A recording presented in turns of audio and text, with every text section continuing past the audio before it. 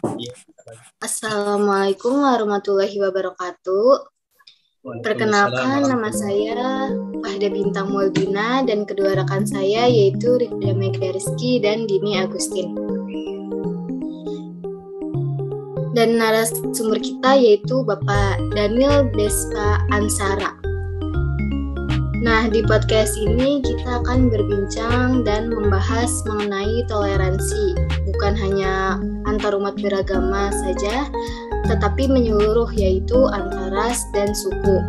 Sebelumnya yang kami tahu itu toleransi adalah sikap menghargai dan menghormati perbedaan antar manusia. Ya, mungkin selanjutnya kita akan memberikan pertanyaan-pertanyaan kepada Bapak Daniel Despa.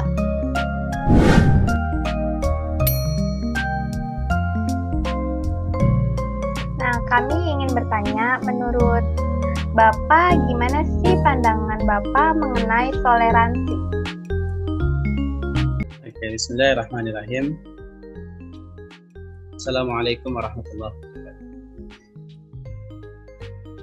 Bismillah, walhamdulillah, wassalatu wassalamu ala rasulillah wa ala alihi wasallam. Menurut saya, toleransi itu adalah bagaimana cara kita menghargai, kemudian bagaimana cara kita membolehkan atau membiarkan suatu pendapat orang lain, menghargai perbedaan orang lain, menghargai kepercayaan atau kebiasaan orang lain. Apalagi kita di Indonesia ini, banyak agama, ras, suku, bangsa, bahkan warna kulit, bentuk rambut, bentuk mata. Ya.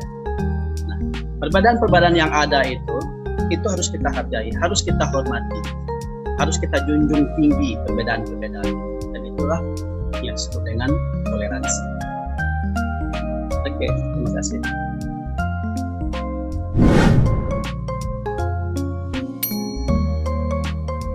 Nah, terus gimana cara kita menumbuhkan sikap dan rasa toleransi kita sebagai warga negara? Oke, bagaimana cara menumbuhkan sikap toleransi? Yang pertama itu kita harus sadar. Kita harus menyadari bahwasanya semua kita itu diciptakan berbeda oleh Allah Subhanahu wa Ta'ala.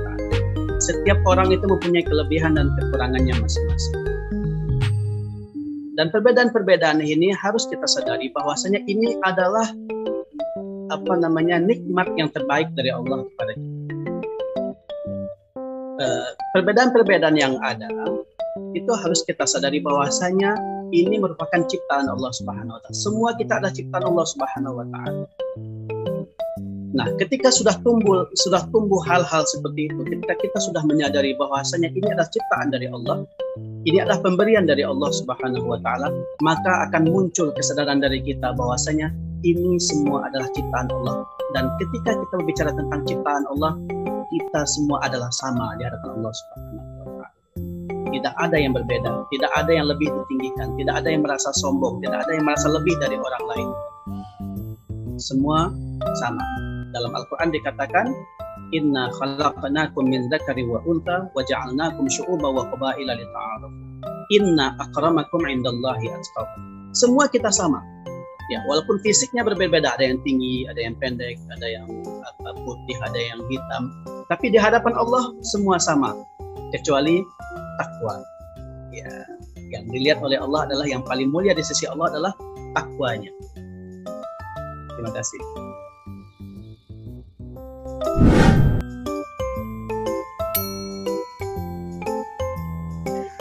Lalu aspek-aspek apa saja yang dibutuhkan untuk menjaga toleransi tersebut? Menurut Bapak, aspek-aspek yang dibutuhkan dalam menjaga toleransi itu adalah yang pertama, saling menghargai. Ya, saling menghargai antar pemeluk agama, antar suku bangsa, antar anak bangsa, ya, ras, harus saling menghargai. Bahwasanya setiap orang itu, setiap individu, setiap suku, setiap ras, setiap agama mempunyai haknya masing-masing. Mereka mempunyai hak di negara ini untuk tinggal, selama dia masih warga negara Indonesia, dia punya hak untuk tinggal di Indonesia dan dia punya hak untuk memeluk agama dan kepercayaannya masing-masing. Ya. Kemudian kita harus saling menghormati, saling menghargai, kemudian saling menghormati. Ya, antar pemeluk agama harus saling menghormati. Bahwasanya setiap individu itu ketika dia menjalankan ibadahnya, melaksanakan perintah agamanya masing-masing, agama yang lain harus menghormati itu. Ketika dia sedang beribadah umpamanya, ya, yang Muslim beribadah di masjid, yang Kristen di gereja, dan seterusnya. Nah, umat lain ketika ada orang sedang beribadah di tempat ibadahnya, umat lain harus menghormati, tidak boleh mengganggu, tidak boleh membuat kebisingan, keributan dan lain sebagainya yang dapat mengganggu jalannya ibadah. Bahkan yang termasuk sering kita lihat yang hebatnya itu adalah salah satu yang perlu kita contoh juga adalah ketika ada umpamanya umat Islam sedang sholat, kemudian yang menjaganya itu adalah saudara-saudara kita dari Kristen. Kemudian ada juga ketika ada orang Kristen sedang beribadah di gereja, yang menjaganya itu adalah dari kaum muslimin. Nah, ini juga sangat perlu juga. Tetapi yang harus menjadi catatan adalah jangan sampai toleransi itu kemudian kebablasan. Ya, jangan sampai kebablasan. Artinya apa? Kita harus bisa proporsional menempatkan sesuatu pada tempatnya. Yang Muslim ya ibadah di masjid, yang Kristen ya ibadah di gereja umpamanya. Nah, jangan sampai kebablasan. Artinya apa? Jangan sampai umat Islam kemudian, karena kita sebagai seorang Muslim, jangan sampai kemudian kebablasan sampai mencampur adukkan akidah. Umpamanya sholawatan dalam gereja, umpamanya ini juga agak kebablasan kalau menurut Bapak. Ya, kalau sholawatan ya di masjid saja, ngapain harus di gereja umpamanya. Kalau niatnya untuk berdakwah ya jangan sampai di dalam gereja juga, karena itu bisa jadi mengganggu umat Kristen sedang beribadah. Ya, seperti itu.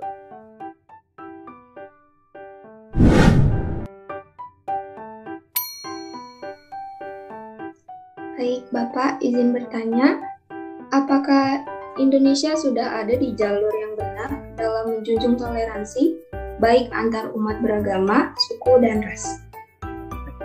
Menurut Bapak sudah, bahkan Indonesia sudah sangat bagus sekali toleransinya. Walaupun mungkin ada sedikit gejolak lah ya, itu biasa lah ya. Dan alhamdulillah selama ini gejolak-gejolak itu sudah bisa diredam lah oleh aparat keamanannya.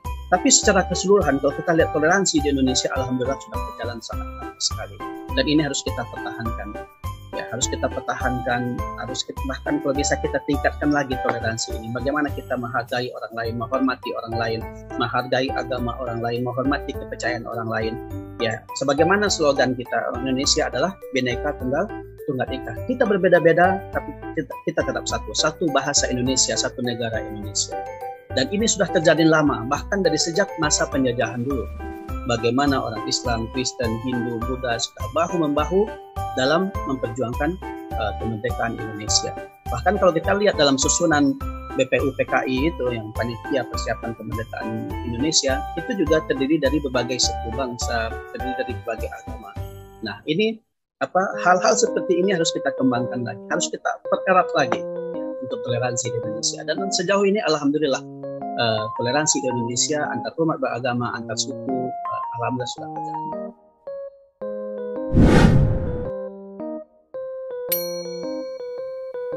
Menurut Bapak, faktor apakah yang menyebabkan timbulnya masalah dalam kerusakan masyarakat di Indonesia? Faktor apa yang akhirnya membuat rusaknya toleransi di Indonesia? Ya, yang pertama mungkin keterkaitan dengan saling menghargai itu, kebalikannya, tidak menghargai pendapat orang lain, tidak mau menghormati pendapat orang lain, merasa lebih dari orang lain, merasa lebih baik dari orang lain. Ya. Nah, faktor-faktor seperti ini harus kita minimalisir, kalau bisa harus kita hilangkan. Ya, kita harus sadar bahwasanya kita hidup di Indonesia ini, kita merupakan negara yang majemuk, terdiri dari berbagai agama, terdiri dari berbagai kepercayaan, dari berbagai suku, dan harus kita akui. Ya, makanya ada sebuah pepatah orang Padang yang cukup baik untuk kita tiru adalah di mana bumi dipijak, di situ langit dijunjung. Ya, Artinya apa? Kita harus bisa menyesuaikan diri kita. Kita harus menghormati adat istiadat setempat. Ya, kita harus menghormati bagaimana kebiasaan masyarakat setempat ketika kita berada di tempat orang lain. Ya, nah hal-hal seperti ini harus kita perhatikan. Ya, yang kadang-kadang banyak orang tinggal di tempat orang lain umpamanya, kemudian dia tidak mau menghormati adat istiadat di situ. Ya, nah kita sebagai umat Islam, ya, selama adat istiadat itu tidak bertentangan dengan syariat, ya, dengan agama kita, nggak ada salahnya kita hormati dan kita ikut, bahkan kita ikut meriahkan ketika ada acara. Nah, hal-hal seperti ini harus menjadi perhatian kita semua. Ya, saling menghormati, saling menghargai, ya, tidak boleh saling menjelekkan, tidak boleh saling memaki, tidak boleh saling kalau sekarang itu membuli agama, adat, kepercayaan dan suku orang lain. Seperti itu harus kita hindari.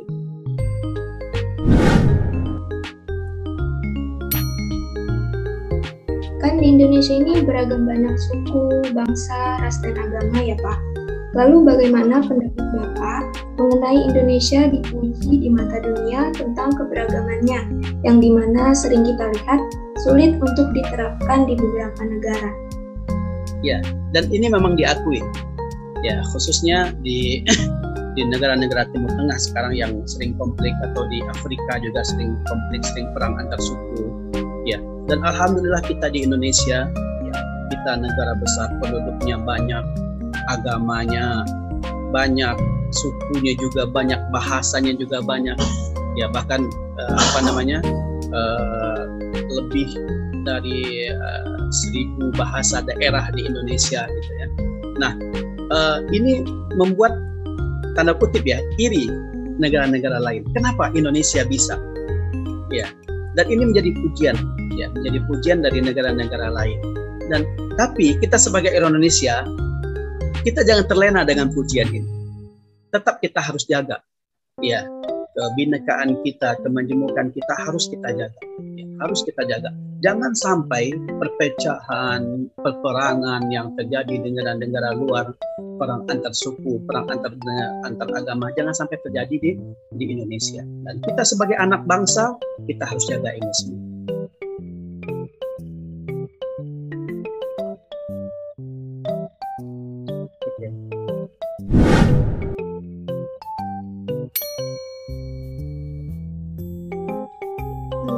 Saya izin bertanya Pak, menurut Bapak itu bagaimana peran masyarakat global dalam menjunjung tinggi perdamaian dunia, terutama dalam hal toleransi antar umat beragama?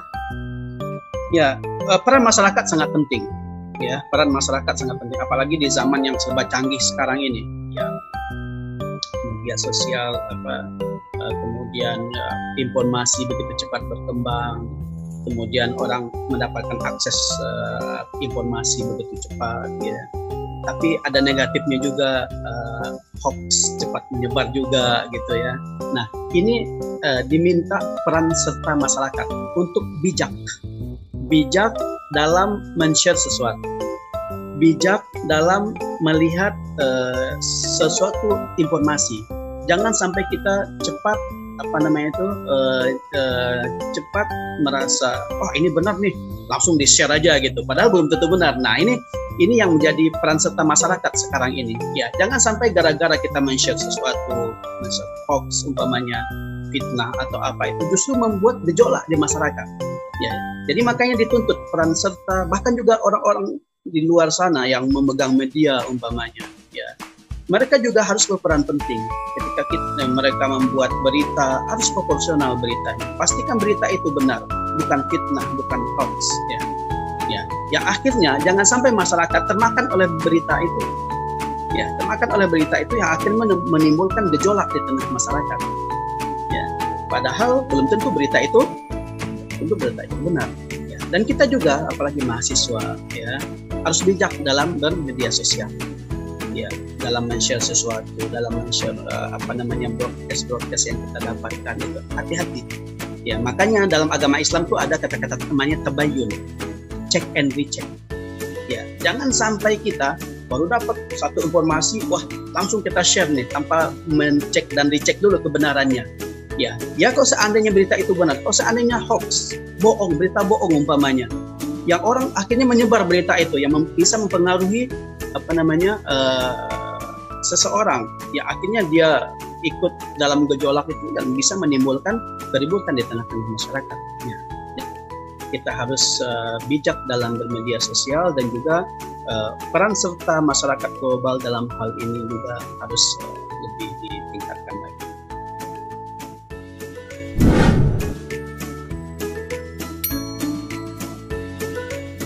Apa saran Bapak untuk kami sebagai mahasiswa dalam mewujudkan dan menjunjung rasa toleransi antar sesama manusia? Oke, pesan Bapak kepada kalian, teman-teman mahasiswa. Yang pertama, seperti Bapak bilang tadi, dalam bermedia sosial, bijaklah.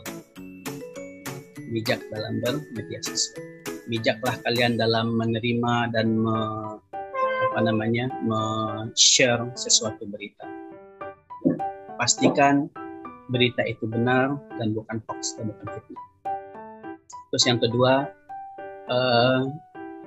harus kalian sadari bahwasanya walaupun kita mayoritas sebagai umat Islam, tapi tetap kita harus menghormati penduduk agama lain. Kita harus menghormati kepercayaan lain. Dan dalam Al-Quran itu ditekankan bahwasanya kita tidak perlu memaksakan kehendak orang lain. Terus yang kedua, terus yang ketiga, pesan Bapak, toleransi boleh, dan itu harus kita akui. Tapi jangan sampai kita bertoleransi yang kebablasan. Jangan sampai ikut-ikutan dalam ritual agama orang lain. Biarkan mereka dengan agama mereka, biarkan mereka beribadah menurut agama mereka, menurut kepercayaan mereka. Tapi jangan sampai kita mencampur adukkan akidah kita. Ya. Kita Muslim beribadahlah di masjid. Ya. Yang Kristen silahkan beribadah di gereja, Hindu dan Buddha di tempatnya masing-masing silahkan. Tapi kita jangan sampai mencampur adukkan akidah.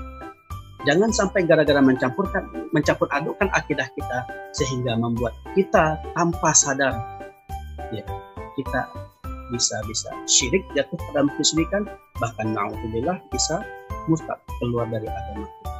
Kemudian pesan yang keempat adalah perkuatlah iman kalian, teman-teman mahasiswa, khususnya yang perempuan. Ya, perkuat iman kalian. Jangan mudah tergoda oleh mulut manis laki-laki. Jangan mudah tergoda oleh tampang yang ganteng, umpulnya. Harus dilihat ketika kalian istilahnya itu nanti kalian ingin berumah tangga sebagai umat Islam yang Bapak pesan, kalian berumah tangga yang perempuan itu pastikan calon suami kalian juga seorang Muslim. Ya.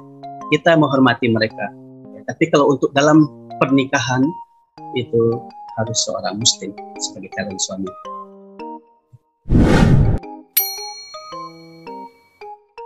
Itu saja mungkin. Kesimpulannya adalah bahwasanya toleransi itulah bagaimana cara kita menghargai orang lain, bagaimana cara kita menghormati orang lain, orang yang berbeda agama dengan kita, berbeda kepercayaan dengan kita, berbeda suku bangsa, berbeda suku bahkan bangsa dengan kita, berbeda bentuk tubuhnya, ya, berbeda warna kulitnya. Kita harus saling menghargai, harus saling menghormati. Ya. Dan kita di Indonesia yang terdiri dari berbagai agama, suku, bangsa, bahasa, ya, kemajemukan ini harus kita jaga, kebinekaan ini harus kita jaga. Jangan sampai kita yang sudah bersatu ini kemudian kita terpecah-pecah, kita bercerai-berai. Ya. Kita harus bersatu sebagai sebuah bangsa, sebuah negara. Kita harus saling menghargai, saling menghormati sebagai anak bangsa. Kemudian juga jangan sampai kita cepat termakan oleh hoax, oleh berita bohong. Berbijaklah kita dalam bermedia sosial. Mungkin itu kesimpulannya. Jadi kesimpulan dari kita tentang toleransi yaitu Islam merupakan agama yang syarat dengan pesan-pesan kebaikan, akhlak karimah, budi pekerti yang luhur, saling tolong menolong, serta mengedepankan kerukunan dengan sikap toleransi antar umat beragama. Tidak membedakan antar umat agama yang satu dengan yang lain. Kehidupan sosial manusia diikat melalui tali persaudaraan yang universal sebagai makhluk ciptaan Allah. Konflik antar umat beragama di Indonesia sangat potensial menjadi pemecah bangsa. Untuk itulah di negeri yang majemuk ini penting memperbaharui terus-menerus ihwal toleransi beragama. Tujuannya agar umat beragama bisa duduk bersanding dengan damai tanpa curiga. Dengan catatan, masing-masing umat demi toleransi tidak kehilangan identitas agamanya. Toleransi dalam Islam yang dijelaskan dalam Al-Quran dan tafsir adalah toleransi sebatas menghargai dan menghormati pemeluk agama lain, tidak sampai ke sinkretisme. Baik, mungkin cukup sekian. Bapak, terima kasih telah meluangkan waktunya untuk menjadi narasumber dalam podcast ini. Sama-sama. Maaf jika ada kekurangan dan kesalahan. Sama-sama, Bapak juga minta maaf. Maaf juga kalau tidak maksimal dalam menjawab setiap pertanyaan kalian. Tidak, terima kasih Bapak. Sama-sama. Mungkin akan dilanjutkan oleh Ribda. Ada sesuatu yang... Terima kasih ya Pak atas Sama-sama. Terima kasih Bapak. Sama-sama. Sukses buat kalian. Waalaikumsalam warahmatullahi wabarakatuh. Terima kasih Pak.